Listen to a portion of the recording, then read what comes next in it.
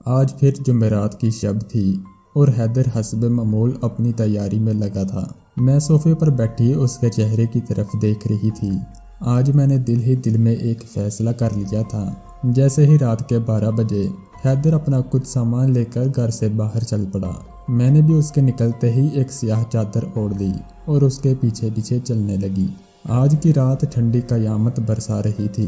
دسمبر کے آخری دن چل رہے تھے۔ سردی تھی کہ سینے کو چیر رہی تھی اور رہی سہی کسر ٹھنڈی ہوا نے نکال دی تھی۔ راستہ بھی ناہموار سا تھا، لیکن مجھے کچھ بہت اہم جاننا تھا، اس لیے موسم اور راستے کی ستم ظریفیوں کو نظر انداز کرتی تیز تیز قدموں سے چلنے لگی۔ وہ بار بار پیچھے مڑ کر دیکھتا تھا، لیکن جیسے ہی وہ پیچھے مڑتا میں کسی نہ کسی چیز کی اوٹ میں چھپ جایا کرتی تھی۔ ہم دونوں کو چلتے چلتے تقریباً 45 منٹ گزر چکے تھے اور پھر اچانک ایک مقام ایسا آیا جہاں پر حیدر نے اپنے قدم روک لیے۔ جس جگہ وہ گیا وہ جگہ جانی پہچانی سی تھی، اور پھر وہاں میں نے اسے وہ کام کرتے دیکھا کہ میرے پیروں تلے سے زمین نکل گئی۔ میں نے ضبط سے اپنی مٹھیاں بند کر لی تھی اور ایک آنسو بڑی خاموشی سے میری گال سے لڑک کر دامن میں بھگو گیا تھا۔ میں سوچ بھی نہیں سکتی تھی کہ میرے ساتھ ایسا بھی ہو سکتا ہے۔ میرا دل اسے دیکھ کر لرز گیا۔ میرا جی چاہا کہ میں اسے ابھی جان سے مار دوں، لیکن میں خاموشی سے الٹے قدموں وہاں سے پلٹی اور تقریباً رات کے 2 بجے میں اپنے گھر جا پہنچی۔ میں دوڑتی ہوئی اپنے کمرے میں گئی۔ میرا وجود میرے احساسات کا ساتھ نہیں دے رہا تھا اور میری آنکھوں میں تو آنسوں کی جڑی سے لگ گئی تھی۔ میں نے کمرے کو اندر سے کنڈی لگائی اور وہیں زمین پر بیٹھ گئی، کیونکہ اب مجھ میں مزید ایک بھی قدم اٹھانے کی سخت باقی نہیں بچی تھی۔ میں اپنی قسمت کو بار بار ملامت کر رہی تھی کہ آخر میرے ساتھ ایسا کیوں ہوا، لیکن میری قسمت کے پاس بھی اس چیز کا کوئی جواب نہیں تھا۔ اس سوال کا جواب صرف حیدر ہی دے سکتا تھا، لیکن میرے دل میں خیال آیا کہ میں حیدر سے کوئی سوال جواب نہیں کروں۔ مجھے اس سے اب کوئی سوال جواب نہیں کرنا، بلکہ اس کے کیے کی سزا دینی ہے۔ بڑی خاموشی سے اسے اتنی بڑی چوٹ دینی ہے کہ وہ تا قیامت یاد رکھے۔ میرے آنسو تھے کہ تھمنے کا نام نہیں لے رہے تھے، اور ماضی میرے پیچھے لگے بند دروازوں کو پیٹ پیٹ کر دم توڑ رہا تھا۔ میرا نام ریمشا ہے۔ میں اپنے والدین کی اکلوتی بیٹی تھی، لیکن بچپن سے ہی میں خوبصورتی میں اپنی مثال آپ تھی۔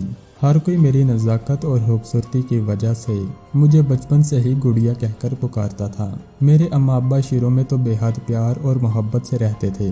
پورا محلہ میرے اماں ابا کی جوڑی کی تعریف کیا کرتا تھا، لیکن پھر وقت گزرتا گیا اور اماں ابا کے درمیان رنجشیں پیدا ہونے لگی۔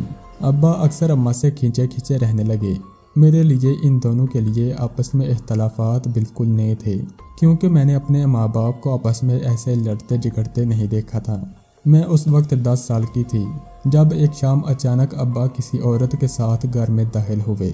یہ دیکھتے ہی میری اماں کے تو جیسے سر پر قیامت ٹوٹ پڑی، لیکن مجھے سمجھ نہیں آئی کہ آخر کیا ماجرا ہے۔ ابا نے مجھے بتایا کہ بیٹا یہ تمہاری دوسری ماں ہے، تم نے اس کی بھی ایسے ہی عزت کرنی ہے جیسے تم اپنی پہلی ماں کی کرتی ہو۔ یہ سن کر تو میری اماں کو ایک اور جھٹکا لگا کہ ابا دوسری شادی کر آئے ہیں۔ انہوں نے پورے گھر کو سر پر اٹھا لیا اور زور زور سے رو رہی تھی اور کہہ رہی تھی کہ اے محلے والوں دیکھو، میرا شوہر بیٹے کے لالچ میں دوسری عورت کو گھر لے آیا ہے۔ اس وقت مجھے اماں اور ابا کی لڑائی کی ساری حقیقت سمجھ آ گئی تھی۔ ابا بیٹے کے خواہش مند تھے، اس لیے وہ دوسری ماں کو لائے تھے۔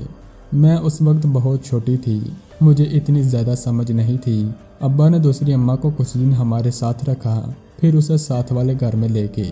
وہ بھی ابا کا ہی گھر تھا، لیکن جتنے دن ابا اپنی دوسری بیوی کے ساتھ ہمارے گھر میں رہے، میں نے دیکھا کہ ابا ان کا بالکل ویسے خیال رکھتے تھے جیسے بہت پہلے میری ماں کا خیال رکھا کرتے تھے۔ لیکن میری اماں کو یہ بات بالکل بھی پسند نہیں تھی۔ ان کے اندر ایک نفرت سی پنپنے لگی تھی۔ اکثر میں نے انہیں منمناتے سنا تھا۔ وہ کہہ رہی ہوتی تھی کہ عبدالکریم تمہیں اس غلطی کا انجام بھگتنا پڑے گا۔ تم نے میرے سر پر سوتن لا کر بٹھائی ہے نا، میں تمہیں کسی قابل نہیں چھوڑوں گی۔ اب تو اماں کی نفرت کا کوئی ٹھکانہ نہیں رہا تھا۔ میں جب بھی دوسرے گھر جاتی تو ابا دوسری امی پر وارے چلے جاتے تھے۔ وہ کچھ منہ سے نکالتی بعد میں تھی، ابا اس سے پہلے پورا کرتے تھے۔ ابا کی طبیعت تھوڑی سی خراب رہنے لگی تھی۔ ڈاکٹر نے بتایا کہ ان کا بلڈ پریشر بہت زیادہ ہائی رہنے لگا ہے۔ میں ابا کی طبیعت کی وجہ سے کافی فکر مند تھی ابا ہمارے گھر بھی آتے جاتے تھے، لیکن اکثر جیسے ہی ابا گھر سے باہر جاتے اماں کہیں باہر چلی جایا کرتی تھی اور پھر 2-3 گھنٹے بعد واپس آ جایا کرتی تھی۔ مجھے کچھ سمجھ نہیں آئی تھی کہ آخر اماں کہاں جاتی ہے، اور اب اماں ابا کا خیال رکھنے لگی تھی، ان کے لیے اچھے اچھے کھانے بناتی تھی، اپنے ہاتھوں سے ان کے لیے کھانے کے ٹرے سجا کر لایا کرتی تھی۔ مجھے بھی حیرت ہونے لگی کہ اماں کے رویے میں آخر اتنا بدلاؤ کیسے آ گیا۔ ابا بھی اکثر کشمکش میں مبتلا ہو جایا کرتے تھے، پھر جانے کیا ہوا، شاید ابا کو ان کے اوپر کچھ شک سا ہو گیا، یا کیا ماجرا تھا کہ ابا نے ان کے ہاتھوں کا کھانا کھانا بند کر دیا۔ اب وہ اماں کے ہاتھ کا بنا کچھ بھی نہ کھاتے تھے، لیکن میری محبت کی وجہ سے اس گھر کی چوکھٹ پر آنے سے نہیں رک پاتے۔ ابا کی شادی کو 1 سال ہو گیا تھا اور اب ان کی دوسری بیوی سے بیٹا پیدا ہوا تھا۔ اس کے بعد تو جیسے اماں پاگل سی ہو گئی تھی، اسے کچھ سمجھ نہیں آتی تھی کہ کس طرح وہ اپنی بے عزتی کا بدلہ لے۔ میری اماں کے دل میں نفرت کی آگ مزید بڑھ گئی تھی۔ اب ابا اماں کے ہاتھ سے کچھ نہیں لے کر کھاتے تھے تو اماں مجھے ٹرے بنا کر دیتی اور کہتی کہ تم جا کر اپنے ابا کو کھانا دے آؤ، اور میں جب بھی ابا کے پاس کھانا لے کر جاتی تو وہ مجھے کبھی واپس نہیں موڑتے تھے۔ شاید یہ ان کی میرے لیے بے پناہ محبت تھی، مگر دوسری جانب اماں کی وہی مشکوک سرگرمیاں جاری تھی۔ مجھے کچھ سمجھ نہیں آتی تھی کہ آخر اماں ہر دوسرے دن گھنٹوں کے حساب سے کہاں وقت لگا کر آتی ہیں۔ اب میں 11 سال کی ہو چکی تھی۔ انہی دنوں میری طبیعت بھی خراب رہنے لگی تھی، سر میں شدید درد اٹھنے لگا تھا۔ اماں نے کافی گھریلو ٹوٹکے اور دوائیاں آزما لی، مگر کوئی فرق نہیں پڑا۔ پھر ایک دن جب درد کی شدت مزید بڑھ گئی اور میں درد سے کراہنے لگی تو اماں میرے پاس آئی اور بولی، بیٹی چل، میں تجھے ایک جگہ لے کر جاتی ہوں، دوائیوں سے تو تجھے آرام نہیں آ رہا، وہاں جا کر دیکھنا تیری ساری تکلیف دور ہو جائے گی۔ مجھے بھی اس وقت اپنے درد سے چھٹکارا حاصل کرنا تھا، اس لیے خاموشی سے اپنی اماں کے ساتھ چل پڑی۔ گاؤں کے ساتھ ہی پہاڑیاں سی تھی، اماں مجھے اس جانب لے کر جا رہی تھی۔ عجیب سنسان سا راستہ تھا۔ میرے دل میں وہم سے اٹھنے لگی کہ آخر اماں مجھے کہاں لے کر جا رہی ہے۔ میں نہیں جانتی تھی کہ وہ وہم مجھے آنے والے کس طوفان کے بارے میں اطلاع دے رہی ہیں۔ پھر اچانک اماں سیخ پہاڑی کے پاس رک گئی۔ وہاں کا منظر انتہائی عجیب اور خوفناک سا تھا۔ پہاڑی کے اوپر دھوئیں کے بادل بنے ہوئے تھے اور دھواں بھی ایسا کہ جس کی بدبو دماغ کی نسوں کو چیر رہی تھی۔ پہاڑی کے باہر ڈھیر ساری عورتیں کھڑی تھیں۔ مجھے تجسس ہوا کہ آخر یہاں ایسا کیا ہے۔ جیسے ہی میں نے اندر جاگا تو وہاں کا منظر اور بھی زیادہ ڈراؤنا تھا۔ لمبے لمبے بالوں اور بڑی سی داڑھی والے بابا جی اپنی گود میں کوئی کتاب رکھ کر بیٹھے ہوئے تھے جو کہ سیاہ کپڑے میں لپٹی ہوئی تھی۔ انہوں نے اپنے گلے میں ڈھیروں منکوں کا ہار پہن رکھا تھا اور ان کی آنکھیں لال سرخ رنگ کی تھی جن میں سیاہ کاجل کی گہری تار باہر تک نظر آ رہی تھی۔ انہیں دیکھ کر ایک عجیب سی وحشت ہو رہی تھی۔ وہاں پر اور بھی کئی عورتیں تھیں، ہر کوئی اپنا مسئلہ بیان کر رہا تھا، لیکن لوگوں کی باتیں بڑی عجیب سی تھی۔ میرا جی چاہا میں وہاں سے بھاگ جاؤں، لیکن میں اماں کی وجہ سے مجبور تھی۔ تھوڑی دیر ہمیں انتظار کرنا پڑا اور ہمارا نمبر آ گیا۔ اب میں اس بابا جی کے سامنے بیٹھی تھی، وہ میری جانب دیکھ رہے تھے۔ اماں نے اس بابا جی کو میرے سر درد کے بارے میں بتایا تو بابا جی نے اپنی چاندی کی انگوٹھیوں سے بھرا ہاتھ میرے سر پر رکھا اور ایک پھونک ماری۔ اللہ کی کرنی ایسی تھی کہ اس ایک پھونک سے ہی میرا سارا کا سارا درد ہوا ہو گیا۔ مجھے یقین نہیں آ رہا تھا کہ کسی کے ہاتھوں میں اتنی شفا بھی ہو سکتی ہے۔ اب مجھے اس آدمی سے الجھن نہیں ہو رہی تھی۔ دم کروانے کے بعد اماں نے چند روپے نذرانے کے طور پر ان کے ڈبے میں ڈال دیے اور وہاں سے اٹھ کر مڑنے لگی تو بابا جی نے کہا کہ زلیخا تیرے شوہر کا کیا بنا؟ اماں ان کی بات سنتے ہی چونکی اور ایک نظر مجھ پر ڈال کر ذرا دھیمی آواز میں بولی کہ بابا جی ابھی تک کام نہیں ہوا، لیکن میں آپ کی دی ہوئی پوڑی اسے کھانے میں ملا کر دیتی ہوں۔ اماں بالکل سرگوشی کی آواز میں بول رہی تھی، لیکن مجھے اماں کی ساری بات سمجھ آ گئی تھی کہ آخر میری ماں میرے باپ کے ساتھ کیا کرنا چاہتی تھی۔ میں سوچ بھی نہیں سکتی تھی کہ میری ماں انتقام کی آگ میں اس قدر اندھی ہو جائے گی، میرے باپ کے ساتھ اس قدر ظالمانہ سلوک کرے گی۔ ان کی باتیں سنتے ہی میرے ہاتھ پاؤں پھولنے لگے۔ آج مجھے میری ماں کے اس چہرے سے شدید نفرت ہونے لگی تھی اور مجھے میرا باپ بہت اچھا لگنے لگا تھا، کیونکہ وہ جو کچھ بھی تھا سب کے سامنے تھا، کم از کم اس طرح چھپ کر پیچھے وار نہیں کر رہا تھا۔ میں بالکل خاموش ہو گئی تھی اور اپنے باپ کے لیے میری محبت بے تحاشا بڑھ گئی تھی۔ अम्मा रोज़ अब्बा को दूध का गिलास मेरे हाथ से भेजा करती। मेरा जी चाहता कि मैं वो गिलास गिरा दूं। एक दो बार मैंने ऐसा किया भी था। तब अम्मा ने मुझे बहुत बुरी तरह पीटा था। अब्बा की हालत रोज़ बरोज़ बिगड़ती जा रही थी। मैं जानती थी कि ऐसा क्यों हो रहा है, लेकिन मैं वक्त के हाथों मजबूर थी। और एक रोज़ मेरी खामोशी और अम्मा की हठधर्मी की वजह से अब्बा हमें छोड़कर अपनी आखिरी आरामगाह की जानब चले गए। उस रोज़ अम्मा बेतहाशा रोई थी, जबकि मेरा दिल था जो हकीकत जानता था। मैं जानती थी कि ये सारे मेरी माँ के ड्रामे हैं। वो महज दुनिया वालों को दिखाना चाहती थी कि वो मेरे बाप की कितनी बड़ी हमदर्द थी।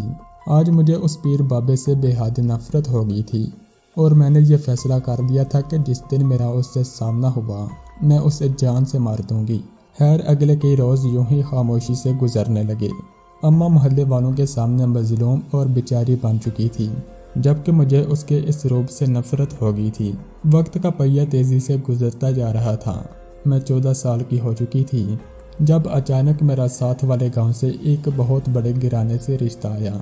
मेरी अम्मा और मैं हैरान थे कि हमें तो कोई जानता तक नहीं, फिर इतने अच्छे खानदान से रिश्ता कैसे आ गया। उन्होंने मेरी अम्मा को बहुत सारे तोहफे और मेरे लिए ढेरों कपड़े और सामान तोहफे के तौर पर दिया। ये देखकर मेरी अम्मा की आंखें हैरत से फट गई थी कि अच्छी तरह से रिश्ता तय नहीं हुआ और वो इतना सामान ले आए। अम्मा के अंदर का लालच उसकी आंखों में वाजिया दिखाई दे रहा था। अम्मा ने फौरन उस रिश्ते के लिए हाँ कर दी थी। मुझे भी इस चीज़ पर कोई एतराज़ नहीं था, क्योंकि मैं भी इस जहन्नम जैसी ज़िंदगी से निजात चाहती थी जिसमें मुझे हर पल एक कातिल के साथ गुजारना पड़ रहा था। जिस घर से मेरा रिश्ता आया था उन्हें जहेज में कुछ नहीं चाहिए था और वो सादगी से निकाह की रस्म अदा करने के मुतहम्मिल थे। मेरी अम्मा भी इन सब बातों पर राज़ी हो गई थी। मेरा निकाह हो गया और मैं अपने सरताज के घर चली गई। लेकिन अब मैंने एक अहद कर लिया था कि मैं कभी भी अम्मा के पास वापस नहीं जाऊंगी। हैदर मेरा बेहद ख्याल रखता था, मेरी हर ख्वाहिश पूरी करता था। मेरे लिए वो एक बेहतरीन हमसफ़र साबित हुआ। मैं भी उसका बेहद ख्याल रखती थी। मैंने सोच लिया था कि मैं अब सारी ज़िंदगी उसकी खिदमत करके गुजारूंगी और उन गलतियों को भी नहीं दोहराऊंगी जो अम्मा ने की थी। मैं उसके महलों जैसे घर में शहजादियों की तरह राज कर रही थी, लेकिन उसकी एक बात हमेशा मेरे दिल में खटखटी थी कि वो हर जुमेरात की रात घर से निकल जाता था और जुम्मा की रात वापस आया करता था। जब भी मैं उससे पूछती कि वो आखिर इतनी देर के लिए कहाँ जाता है, तो वो बस इतना ही बताया कि कोई बिजनेस मीटिंग होती है, इसलिए उसे लाजमी जाना होता है। मुझे उसकी यह हरकत ज़रा मशकूक सी लगी थी कि आखिर ऐसी कौन सी बिजनेस की मीटिंग है जिसके लिए रात को जाना पड़ता है। और फिर आज मैंने तहैया कर लिया कि मैं उसे पीछे जाकर सच्चाई मालूम करूंगी। और जैसे ही मैं उसके पीछे गई तो वहां जाते ही मैंने देखा कि यह वही शख्स था जो मेरे बाप का कातिल था। हैदर ने वही लिबास ज़ेबतन किया और एक नकली दाढ़ी और बाल लगाए और साथ ही आंखों में गहरी धार के साथ लंबा काजल लगाया। यह देखकर मेरे सर पर आसमान आ गिरा। जिसको मैं हमेशा अपने बाप का कातिल समझ रही थी, आज वो मेरा शोहर बना बैठा है। और अब मैंने तहैया कर दिया था कि मैं उससे इस सब का बदला लेकर रहूंगी। मेरे आंसू थे कि थमने का नाम नहीं ले रहे थे। वो सारी रात मुझ पर क़यामत बनकर बरसी थी और फिर अगला पूरा दिन मैं शाम होने का इंतज़ार करने लगी थी कि कब हैदर घर आएगा। और आखिरकार वो लम्हा भी आ पहुंचा और हैदर घर आ गया। उसे देखते ही मेरा ज़ब्त जवाब देने लगा। मैं जो उससे बिना सवाल जवाब किए इंतकाम की ठान कर बैठी थी, एकदम उठी और उसको गिरेबान से जा पकड़ा और मैंने कहा कि तुम ही हो न मेरे बाप के कातिल, तुमने ही मेरे बाप को मारा है। तुम सोच भी कैसे सकते हो कि तुम मेरे बाप को मारकर इस तरह मुझसे शादी कर लोगे और मुझे कभी मालूम तक नहीं होगा। मेरी आंखों में बेकुर्ब गुस्सा और तकलीफ थी जो अब आंसू की सूरत में बह रही थी। मेरे हाथ की गिरफ्त उसके गिरेबान पर इतनी सख्त थी कि उसका एक बटन टूटकर फर्श पर जा गिरा और फिर उसने अपने दोनों हाथों से सख्ती से अपने गिरेबान को मेरी गिरफ्त से छुड़ा लिया और कहा कि बस बोल चुकी तुम, अब तुम एक लफ्ज़ मत बोलना और मेरी बात गौर से सुनो। उसने इंतहाई कराहत लहजे में ये जुमला बोला था। मैं एकदम खामोश हो गई। उसने मेरी आंखों में देखा और बोला कि मैं बिल्कुल छोटा सा था जब से मैं देखता आ रहा हूँ। मेरी माँ तावीज़ कंडों के चक्करों में पीर बाबू के पास जाया करती थी। मेरी माँ की कहानी भी तुम्हारी माँ से मिलती जुलती थी। फ़र्क इतना था कि मेरे बाप ने पसंद की शादी की थी اور تمہارے باپ نے محض بیٹے کے لیے دوسری شادی کی تھی۔ اماں کے ساتھ اور بھی کئی عورتیں اس طرح پیر بابو کے پاس جایا کرتی تھی اور عجیب و غریب مسئلوں کے تعویذ بنوایا کرتی تھی۔ کوئی اپنے شوہر سے چھٹکارا چاہتا تھا تو کوئی اپنے بیٹے کا گھر اجاڑنا چاہتا تھا۔ ہر کسی کی اپنی ایک کہانی تھی، لیکن کہانی ایسی ہوتی تھی کہ سن کر دل دہل جاتا تھا۔ میں اکثر سوچتا تھا کہ کچھ ایسا کروں گا جس سے معاشرے میں کوئی مثبت تبدیلی آئے، لیکن مجھے کچھ سمجھ نہیں آتی تھی کہ آخر میں ایسا کیا کروں۔ اگر میں کوئی اچھائی پھیلانے کی کوشش کرتا تو کوئی بھی میری بات ماننے کو تیار نہ ہوتا تھا۔ اور پھر میں نے ایک مولوی صاحب سے کچھ دم وغیرہ سیکھے جن کا تعلق شفا، امن، گھریلو سلوک، رزق میں خیر و برکت اور شر سے نجات سے تھا۔ پھر میں نے ان سب کو ایک کتاب کی شکل میں پرو لیا اور اسلامی طب کی کتابوں سے چند امراض کا نسخہ بھی تیار کر لیا اور معاشرے کو اسی طرح سدھارنے لگا جس طرح وہ بگڑ رہا تھا۔ میں بھی اسی طرح پیر بابا بن کر بیٹھ گیا۔ ہر کوئی یہی سمجھتا تھا کہ میں ان کو غلط کام کرنے کے تویز دے رہا ہوں، لیکن اس کے پیچھے حقیقت کیا تھی یہ صرف میں ہی جانتا تھا۔ اور تمہارا باپ میری وجہ سے نہیں مرا، بلکہ اس کے پیچھے بھی قصوروار تمہاری ماں ہی ہے، جس نے تمہارے باپ کو زہر آلود دوائیاں کھلا کھلا کر اس مقام تک پہنچا دیا تھا۔ اس دن جب تم اپنی اماں کے ساتھ آئی تھی تو میں تمہارے چہرے کی جانب دیکھتا ہی رہ گیا تھا۔ تم ان شیطان نما چہروں میں ایک فرشتہ معلوم ہو رہی تھی۔ تمہاری معصومیت سے بری آنکھوں نے میرے دل پر اس وقت ڈیرا جما لیا تھا، اور پھر میں کئی روز تمہارے گھر چھپ چھپ کر آتا تھا اور تمہیں دیکھتا رہتا تھا۔ تم اس وقت بہت چھوٹی تھی، اس لیے میں تمہارا ہاتھ نہیں مانگ سکتا تھا۔ 2-3 سال ایسے ہی گزرے۔ حیدر نے اپنی بات جاری رکھتے ہوئے کہا کہ میں دل کے ہاتھوں مجبور ہو گیا تھا، اور میں جانتا تھا کہ تمہاری ماں بہت لالچی ہے اور میں ایک بڑے گھر کا چشم چراغ ہوں، اس لیے میں نے تمہارا ہاتھ مانگا۔ اور پھر تمہاری ماں نے اپنے لالچ کا ثبوت دیتے ہوئے اس رشتے کے لیے ہاں کر دی۔ اس کی باتوں پر مجھے اب بھی یقین نہیں آ رہا تھا۔ پھر اس نے کہا کہ تمہیں مجھ پر یقین نہیں ہے تو یہ لو وہ کتاب جس پر وہ تمام تر مولوی صاحب کے تعویذ اور دم لکھے ہیں جو میں لوگوں پر پڑھتا تھا اور انہیں لکھ کر دیا کرتا تھا۔ میں نے وہ کتاب کھولی تو ایک لہت میری آنکھوں سے آنسو نکلے۔ میں آج بے حد شرمندہ تھی، کیونکہ میں جس شخص کے لیے سالوں سے اپنے دل میں نفرت پالتی رہی ہوں وہ تو ڈیروں محبتوں کے لائق تھا۔ جسے میں شیطان سمجھتی تھی وہ تو ایک فرشتہ نما انسان تھا۔ میں نے فوراً اس سے ہاتھ جوڑ کر معافی مانگی اور اسے قسم دی کہ تمہیں واسطہ ہے مجھے معاف کر دو، کیونکہ جو گناہ میں نے تمہارے لیے اپنے دل میں پال رکھا تھا اس کے لیے شاید مجھے اللہ تب تک معاف نہ کرے جب تک تم معاف نہ کرو گے۔ اس نے میرے دونوں ہاتھوں کو تھام لیا اور بولا کہ تم نے جو بھی کیا انجانے میں کیا، اور انجانے میں ہونے والے گناہ کو اللہ بھی معاف کر دیتا ہے۔ میں تو پھر اس کا ادنا سا بندہ ہوں۔ اس روز اس کے لیے میرے دل میں بے تحاشا عزت بڑھ گئی تھی۔ اب ہم دونوں بے حد خوش رہتے ہیں۔ میں اس کی دل و جان سے عزت کرنے لگی ہوں اور وہ میرا پہلے سے زیادہ خیال رکھتا ہے۔ اللہ تعالیٰ سے دعا ہے کہ اللہ تعالیٰ ہم سب کو شیطان کے شر سے محفوظ رکھے، آمین۔